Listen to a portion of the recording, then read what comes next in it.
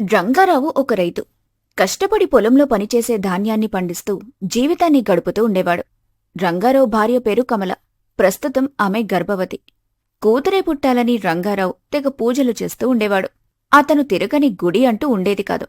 అరే కొడుకే పుట్టాలని అనుకునే రోజుల్లో ఈ రంగారావేంటి విచిత్రంగా కూతురు పుట్టాలని కోరుకుంటున్నాడని అనుకుంటున్నారా? దానికి కూడా ఒక కారణముందులేండి. అది ముందు ముందు మనకే తెలుస్తుంది. ఇదిగో సూరన్న, ఈ ప్రసాదం తీసుకో. ఇప్పుడే శివాలయం నుండి వస్తున్నాను. శివాలయమా? మన ఊరి శివాలయంలో మరమ్మతులు జరుగుతున్నాయిగా. భక్తులెవరూ ఆ గుడికి వెళ్ళకూడదని ఊర్లో చాటిపు వేశారు కదా. మరి నువ్వెలా వెళ్ళావు రంగారావు? అరే, నేను మన ఊరి శివాలయానికి వెళ్ళలేదు సూరన్న. ఇక్కడికి 50 కిలోమీటర్ల దూరంలో ఒక కొండుంది కదా, ఆ కొండ మీద ఒక శివాలయం ఉంది. ఆ శివాలయానికి వెళ్ళొస్తున్నాను. అవునా? ఆ శివాలయం కేవలం 1 గంట మాత్రమే తెరిచి ఉంటుందని విన్నాను. ఏదేమైనా నువ్వు చాలా గొప్పోడివి. నీకు భక్తి చాలా ఎక్కువే. అంత పెద్ద కొండెక్కి శివాలయంలో ఉన్న శివయ్యని దర్శించుకొని ఏం కోరుకున్నావు? నీకు తెలిసిందే కదా సూరన్న, నాకు ఆడపిల్ల కావాలి. ఈసారి నా భార్యకి ఆడపిల్ల పుట్టాలని కోరుకున్నాను. అరే, మొన్నేమో మన ఊరి రామాలయంలో ప్రత్యేక పూజలు చేయించావు. ఇక నిన్నేమో అమ్మోరు గుడిలో పొర్లు దండాలు పెట్టావు. ఇవాళేమో శివాలయానికి వెళ్ళొచ్చావు. ఇదంతా కూతురు కోసమేనా? ఆయన పొడితే కొడుకే పుట్టాలని కోరుకునే ఈ రోజుల్లో నీకు కూతురుపై ఇంత ప్రేమ ఏంటయ్యా? దానికొక కారణముంది. నీకు తెలుసు కదా, మేం 3 అన్నదమ్ములం. చిన్నతనంలోనే నాన్న చనిపోతే మా అమ్మ మమ్మల్ని ఎంతో కష్టపడి పెంచింది, విద్య నేర్పించింది, సమానంగా ఆస్తి పంచింది. ఆమె ఇచ్చిన పొలంలోనే నేను వ్యవసాయం చేసుకుంటూ బతుకుతున్నాను. అలాంటి అమ్మ చివరి దశలో అనారోగ్యంతో కాలం చేసింది. మరికొన్ని రోజులు నాతో పాటే ఉండుంటే ఎంతో బాగుండేది. అమ్మ కాలం చేసిన తర్వాత తప్పకుండా మా అన్నదమ్ముల ఇంట్లోనే పుడుతుందని అనుకున్నాం. కానీ మా అన్నదమ్ములెవరికీ ఆడపిల్ల పుట్టలేదు. అందరికీ మగపిల్లలే పుట్టారు. కనీసం ఈసారైనా నా కూతురు పుడుతుందేమో చూడాలి. నాకు నమ్మకముంది. ఈసారి మా అమ్మే రాబోతుంది. తప్పకుండా పుడుతుందిలే. ఇంత గట్టిగా ఆడపిల్ల పుట్టాలని కోరుకుంటున్నావుగా. ఆడపిల్ల పుట్టకుండా ఎలా ఉంటుంది చెప్పు? అలా సూరన్న రంగారావుతో చెబుతాడు. రంగారావు కూడా ఎంతో ఆనందపడుతూ తన పొలంలో పనిచేసుకుంటూ ఉంటాడు. ఏంట్రా ఇలా వచ్చావు? బాబాయ్, పిన్నికి పాప పుట్టింది. నాన్న, పెద్దనాన్న అందరూ ఆసుపత్రి వద్దకు వెళ్లారు. మిమ్మల్ని వెంటనే ఆసుపత్రికి తీసుకొని రమ్మని నాన్నని పంపాడు. అందరూ అక్కడే ఉన్నారు. అలా రాజు పాప పుట్టిందన్న విషయాన్ని తన బాబాయ్తో చెబుతాడు. రంగారావుకి పట్టరాని సంతోషం వస్తుంది. అక్కడ్నుంచి ఆస్పత్రికి పరుగులు తీస్తాడు. క్షణాల్లో 2 కిలోమీటర్ల దూరంలో ఉన్న ఆస్పత్రికి చేరుకుంటాడు. అమ్మ పుట్టిందిరా, చూడు, అచ్చం అమ్మలానే ఉంది. ఆ దేవునికి శతకోటి వందనాలు. నా ప్రార్థనని మన్నించి నాకొక ఆడపిల్లని ప్రసాదించాడు. నువ్వు చెప్పింది నిజమే అన్నా. ఈ పాప నిజంగా అమ్మలాగే ఉంది. చాలా సంతోషంగా ఉంది. ఎన్నో తరాల తరువాత మన ఇంట్లో పుట్టిన మొదటి ఆడపిల్ల. ఈ పిల్ల లక్ష్మీదేవితో సమానం. ఈ అమ్మాయిని మనం ఎంత జాగ్రత్తగా చూసుకుంటే అంత మంచిదిరా. ఈగ కూడా వాళ్ళనివ్వనన్నయ్యా. ఖచ్చితంగా బాగా చూసుకుంటాను. అలా రంగారావు ఎంతో సంతోషంతో అప్పుడే పుట్టిన తన కూతుర్ని చూస్తూ మురిసిపోతూ ఉంటాడు. ఎన్నో తరాల తర్వాత పుట్టిన ఆడపిల్ల కావడంతో ఇంట్లో ఉన్న అందరూ ఆ ఆడపిల్లని అమూల్యంగా చూసుకుంటూ ఉంటారు. అలా రంగారావు తన భార్యని అలాగే కూతుర్ని ఇంటికి తీసుకుని వెళ్తాడు. అరే కమల, ఏంటి, ఏం చేస్తున్నావు నువ్వు అసలు? పిల్లకి బట్టలు తొడుగుతున్నానండి. బట్టలు తొడుగుతున్నావు సరే, అసలు వీటిని ఎప్పుడు కొన్నావు? ఇవి మన విజయగాడి బట్టలండి. పుట్టిన పిల్లలకి పాత బట్టలు వేయాలి. ఇదే మన సంప్రదాయం. విజయ్కి కూడా మన బావగారి పిల్లల బట్టలే కదా వేశాం. ఎవరికి ఏం వేసినా సరే, నా కూతురికి మాత్రం మొదట కొత్త బట్టలే వేయాలి. అరే, అలా కొత్త బట్టలు వేయకూడదండి. మొదట పాత బట్టలే వేయాలి. ఏమంటారు బావగారు? కాస్త మీరైనా చెప్పండి. అవునరా, పిల్లలకు మొదట పాత బట్టలే వేస్తారు. ఏంటన్నయ్య నువ్వు కూడా? లేక పుట్టిన ఆడపిల్ల పాత బట్టలు వేసుకోవాల్సిన కర్మ దీనికేంటి? ఈ పిల్ల సాక్షాత్తు మనమ్మ. అమ్మ బతుకున్నప్పుడు ఎలాగో మనం సరిగ్గా చూసుకోలేకపోయాం. ఇప్పుడు 2 చేతులా సంపాదిస్తున్నాం. కనీసం ఇప్పుడైనా బాగా చూసుకుందాం. నువ్వు చెప్పేది కూడా నిజమేరా. చిచి, ఈ పాత బట్టలొద్దులే, కొత్త బట్టలే వేద్దాం. అలా రంగారావు తన కూతుర్ని కేవలం ఒక కూతుర్లా కాకుండా తన తల్లిలా చూసుకునేవాడు. అప్పుడప్పుడు దేవతలా కూడా చూసుకునేవాడు. కాలం చాలా వేగంగా గడిచిపోతూ ఉంటుంది. విజయ్ మరియు వల్లి ఇద్దరూ ఆడుతూ పాడుతూ పెద్దవాళ్లవుతారు. గారాబం బాగా ఎక్కువ కావటంతో వల్లి కాస్త అల్లరి ఎక్కువగానే చేసేది. అమ్మా, ఇవాళ ఏం టిఫిన్ చేశావు? పెసరట్టు చేశాను. అన్నయ్యకి పెసరట్టంటే ఎంతో ఇష్టం. ఇవాళ వాడి పుట్టినరోజు కదా. అయితే వాడి పుట్టినరోజు అయితే మాత్రం వాడికిష్టమైన వంటలు చేయాలా? అలా ఏమైనా రూల్ ఉందా? నీకు తెలుసు కదా నాకు పెసరట్టంటే ఎంత చిరాకో. చాలే, అమ్మ ప్రతిరోజు నీకు నచ్చిన వంటలే చేస్తుంది కదా. ఈ ఒక్కరోజు నాకు నచ్చిన వంటలు చేస్తే ఏముంది చెప్పు. ఏమైందా? నాకు కాలుతుంది. అమ్మా, నాకు వెంటనే పొంగల్ చేసి పెట్టు. అయ్యో, నాకిప్పుడసలు సమయం లేదమ్మా. ఇవాళ వీడి పుట్టినరోజు కావటంతో గుడిలో అభిషేకం చేస్తానని మొక్కుకున్నాను. టైం అవుతుంది. గుడికి కూడా వెళ్ళాలి. ఇదిగో, ఈ ఒక్కసారికి పెసరట్టు తిను. గుడి నుంచి తిరిగొచ్చిన తర్వాత నీకు కావాల్సింది వండి పెడతాను అంటూ కమల ప్లేట్లో పెసరట్టు వేసి వల్లి చేతిలో పెడుతుంది. వల్లికి చాలా కోపం వస్తుంది. వెంటనే తన చేతిలో ఉన్న ఆ ప్లేట్ని నేలపై విసిరేస్తుంది.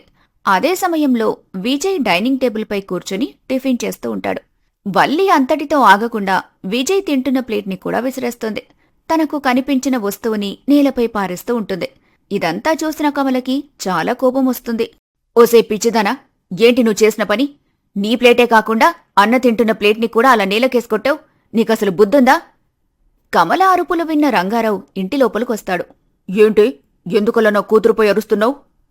చూడు నాన్న, అమ్మ నాకిష్టం లేని పెసరట్టు చేసింది. నాకొద్దు పొంగల్ చెయ్యంటే అసలు చేయనంటుంది. అమ్మకి నేనంటే అస్సలు ఇష్టం లేదు. ఏంటి కమల, నువ్వు నీకసలు బుద్ధుందా? ఇష్టం లేని ఆహారాన్ని తినమని ఎందుకు బలవంతం చేస్తున్నావు?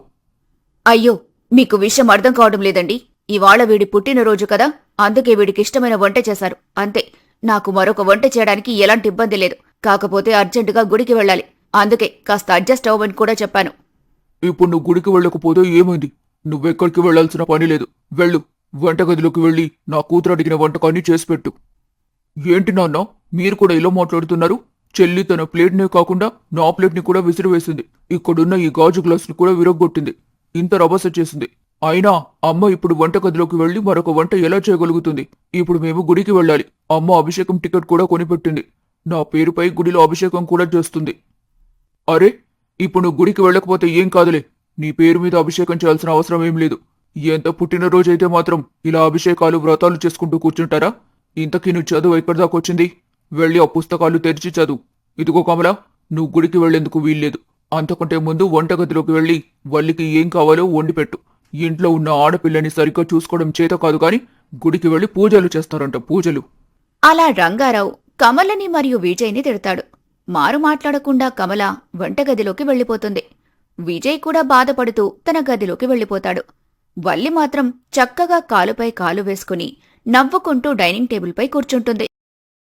నాకు నచ్చని వంటలు చేస్తే ఇలాగే ఉంటుంది. నాకు నచ్చని వంటలే కాదు, నాకు నచ్చని పనులు కూడా ఈ ఇంట్లో ఎవ్వరూ చేయకూడదు. అలా వల్లి చేసిన రాద్ధాంతానికి విజయ్కి చాలా బాధ కలుగుతూ ఉంటుంది.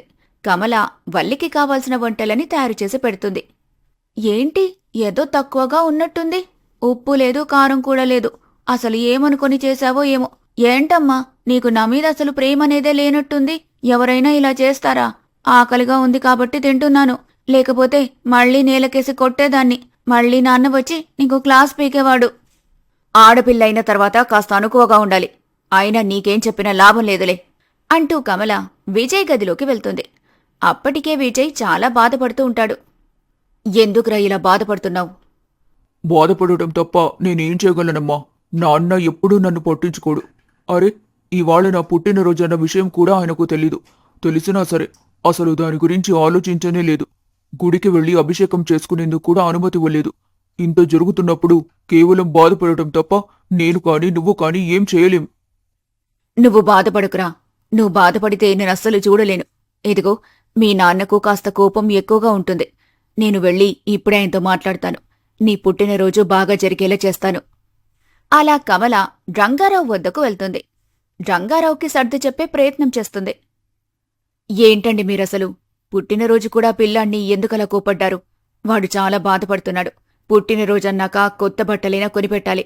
మీకు వాడి పుట్టినరోజు గుర్తులేనట్టుంది. అందుకే నేనే వాడికి నా దగ్గరున్న డబ్బుతో మంచి బట్టలు కొనిపెట్టాను. కనీసం మీరైనా వాడికొక కేక్ తీసుకొనిరండి. సాయంత్రం వాడు కేక్ కట్ చేస్తే ఎంతో బాగుంటుంది. వాడి మనసు కూడా ఆనందిస్తుంది. సరే, అలాగే చేస్తానులే. ఇప్పటికే మీకు మన వల్లి గురించి పూర్తిగా అర్థమయ్యే ఉంటుంది. గారాబం బాగా ఎక్కువ కావటంతో వల్లి పూర్తిగా చెడిపోతుంది. అందరూ కేవలం తనకు మాత్రమే ప్రిఫరెన్స్ ఇవ్వాలని కోరుకుంటుంది. తన ముందు ఎవ్వరూ పొగడటానికి వీల్లేదు. తనకు ఇష్టమైన ఆహారాన్ని మాత్రమే వండాలని అనుకుంటుంది. అందరూ తను చెప్పినట్టుగానే వినాలని అనుకుంటుంది.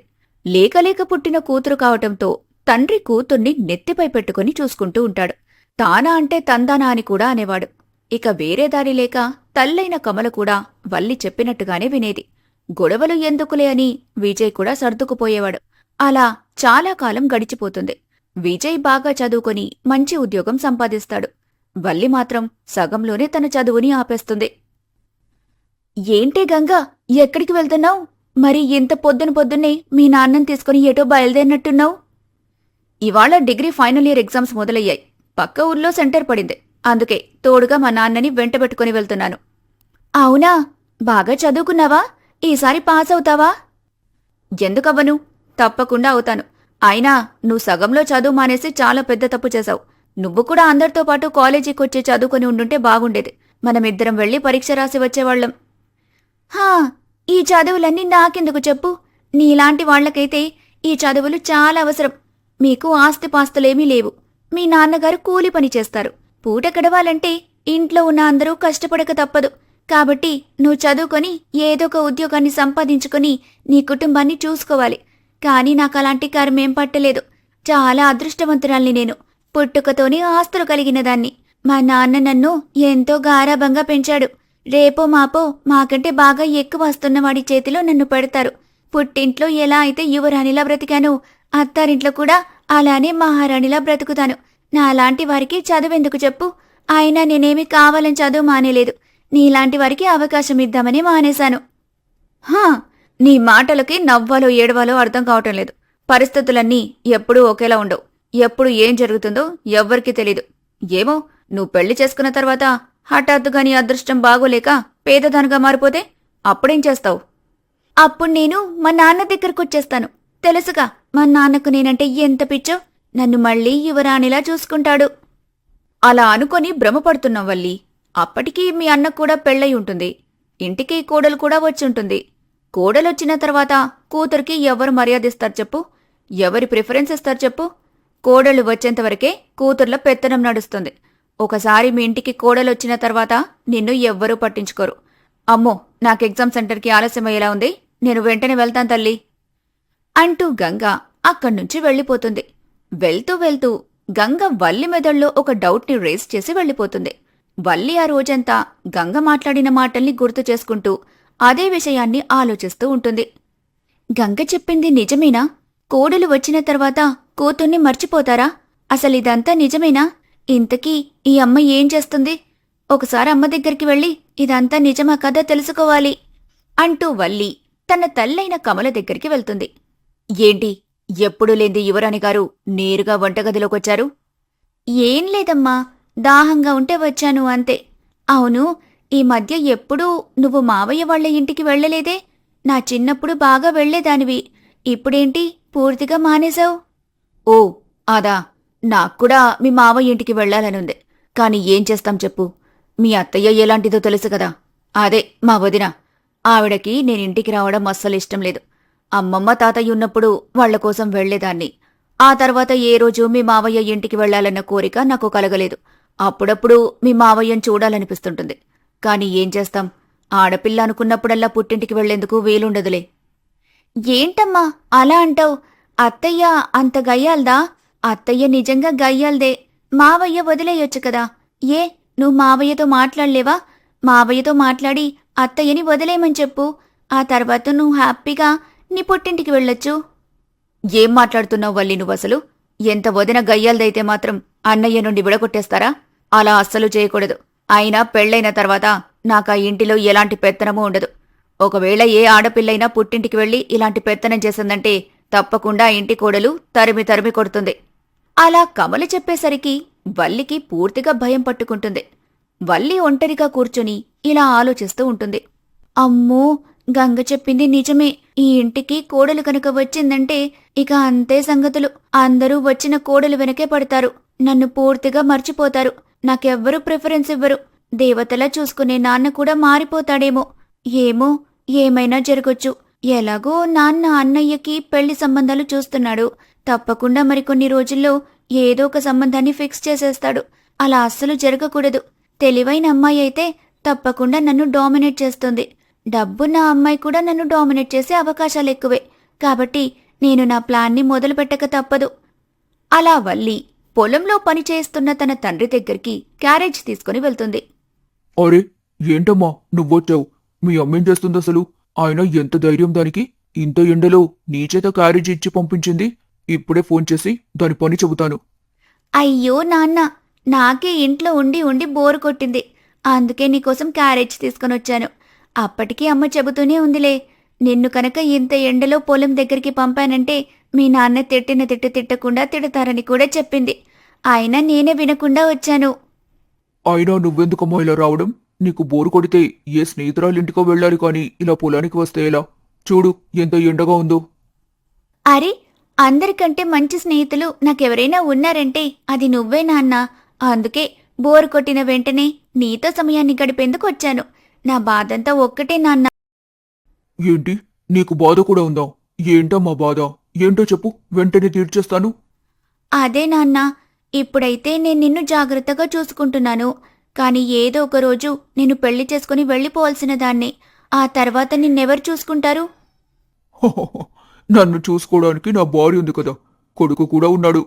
కానీ నువ్వు చూసుకున్నంత బాగా చూసుకోలేరులే అమ్మా. ఏంటి, అమ్మ చూసుకుంటుందా? ఏమో, నాకు డౌటే. అమ్మకెప్పుడూ అన్నయ్య మీదే చింత. నిన్ను నన్ను ఏ రోజైనా పట్టించుకుందా? భవిష్యత్తులో కూడా నిన్ను సరిగ్గా చూసుకుంటుందన్న నమ్మకం నాకు లేదు. అన్నయ్య కూడా అంతే. వాడి పనేదో వాడిది.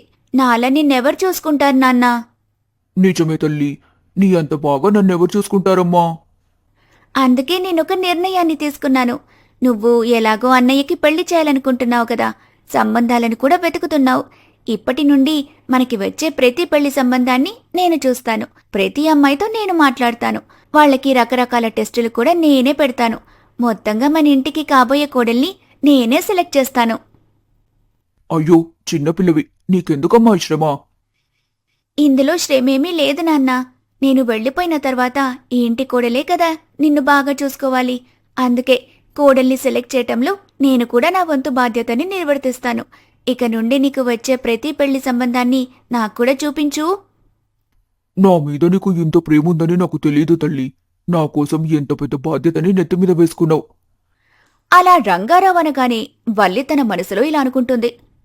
నీ మీద నాకు ప్రేమ చాలా ఉంది నాన్నా. కానీ ఈ బాధ్యతని నేను తీసుకుంది కేవలం నీ మీదున్న ప్రేమతో కాదు. భవిష్యత్తులో నాకు ఎలాంటి ఇబ్బంది రాకుండా ఉండేందుకే ఈ ప్లాన్ వేశాను.